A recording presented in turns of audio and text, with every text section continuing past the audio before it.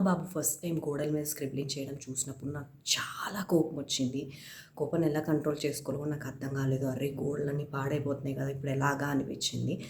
ఒక నిమిషం ఆగి ఆలోచించిన తర్వాత నాకొకటి గుర్తొచ్చింది.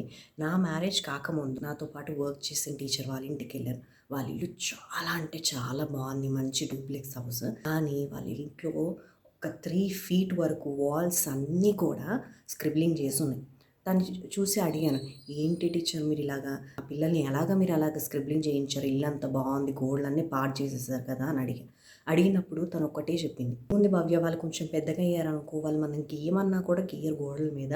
అప్పుడు మనం పెయింటింగ్ చేసేసుకోవచ్చు. ఇప్పుడు అనవసరంగా వాళ్ళ మీద కోప్పడ్డం ఎందుకు" అని అన్నారు.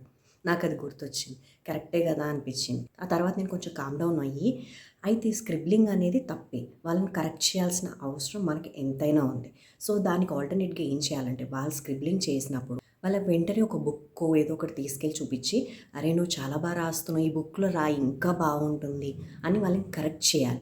కానీ కరెక్ట్ చేసిన తర్వాత కూడా ఇంకెప్పుడు చెయ్యరు అని మనకు అనుకోకూడదు. చూడండి, మా బాబు అలా స్క్రిబ్లింగ్ చేసింది తను 2 ఇయర్స్‌గా ఉన్నప్పుడు. కానీ ఇప్పుడు కూడా మధ్య మధ్యలో వెళ్ళిపోయి సడెన్‌గా వాల్స్ పైన రాస్తాడు. మళ్ళీ నేను పేషెన్స్‌గా అంతే ఓపికగా వెళ్ళి ఇక్కడ కాదు ఇక్కడ రాయాలని కరెక్ట్ చేస్తూ ఉంటా. ఈ ప్రాసెస్ అనేది ఎన్ని సార్లు చేయాల్సొచ్చినా మనం చేయాల. మేబీ ఒక రోజు అర్థమవుతుంది. ఓకే. ఇక్కడ మనం చేయకూడదు, ఇక్కడే చేయాలి అన్న ఇది వాళ్ళకే వచ్చేస్తుంది. అనవసరంగా దానికోసం మనం అరవక్కర్లేదు, ఏం చేయక్కర్లేదు. వాళ్ళని జస్ట్ మంచిగా ఏది కరెక్టో, ఏది రాంగో చెప్పాలి.